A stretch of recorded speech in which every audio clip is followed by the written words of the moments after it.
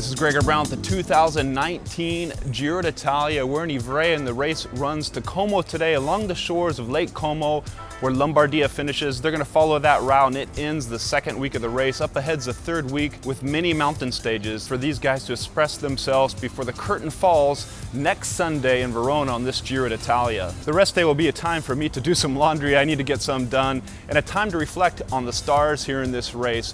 Why is Vincenzo Nibali such a dangerous opponent?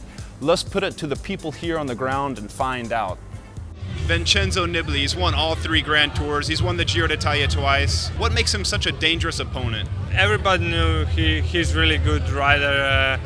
He can race in different terrain, not only on the climb, but he descent really well. He won classics, he won Grand Tours, so he's all-round rider. And, I think especially this, he makes him even more dangerous rider.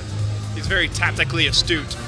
Yeah, sure, he's very good in tactics. We also know that in last week of Grand Tours he was always really good. So, and this last week is still coming. So, well, there's a lot of climbers that are scared of descending, and he is not. So he can really look at an entire course and find any opportunity to take time. And I suppose he has that experience on his side of wins on all 3 Grand Tours. Yeah, exactly. He's a veteran with success everywhere. He's very clever. He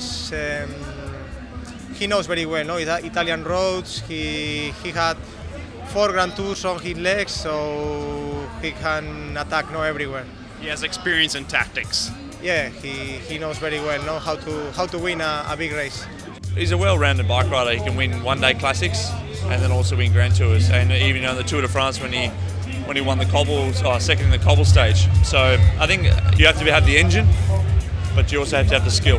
And I think he's got a really good skill in the bike. I think just his aggressive style, you know, hats off to him. It's really impressive what he's done so far, and you know, so far I've been in the gruppetto towards the tail end, but what he does towards the back end of the race is mega impressive. And yeah, now that I've seen it with my own eyes, you know, hats off to him, chapeau, because that's massive.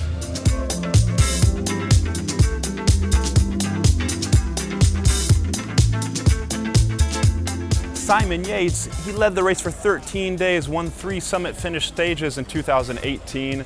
Unfortunately, he's lost some time on the early finishes with the San Marino time trial and the Lagos Rue summit finish. We want to know, and he wants to know, of course, if he can pull off a revenge ride and get some time back and get in there. Right now, he's around 9th overall in the GC, around 5.5 minutes back.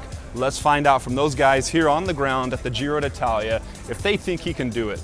Do you think Simon Yates will be able to pull off that revenge ride in this Giro d'Italia? He wanted to do that, revenge the 2018 loss. Do you think it's going to happen this year? I really can't say whether it will. I think it would be exciting to see. The GC race seems to be really lively, so it should be good racing.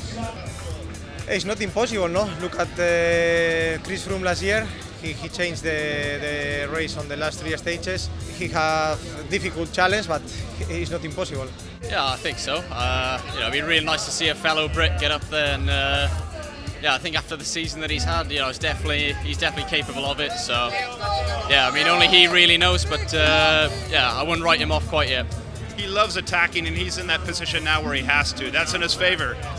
Yeah, exactly. And I mean, you know, I could see from the very off yesterday, you know, he was having a go, and yeah, good on him, because yeah, he's really sort of grabbed the race by the horns. Sure, he have still some stages left when he can get back time and get the revenge, but the problem is, I think we saw yesterday that the other guys are also in really good shape, so it's gonna be a difficult task for him if he wanna do it, but yeah, until Giro's not finished, he still have a chance.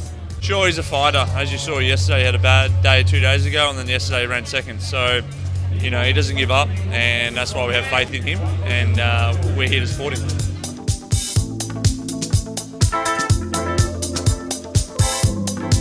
Well, almost every day is up and down in the final week. We have mountains up in the Alps, in the Dolomites. Only a couple days, there's a sprint stage and the final time trial in Verona, that 17-kilometer time trial.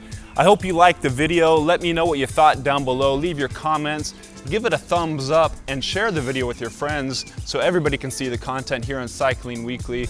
Let us know your thoughts. What makes Vincenzo Nibali so special as a rider? And will Simon Yates get that revenge Giro d'Italia that he longs for? Thanks for watching.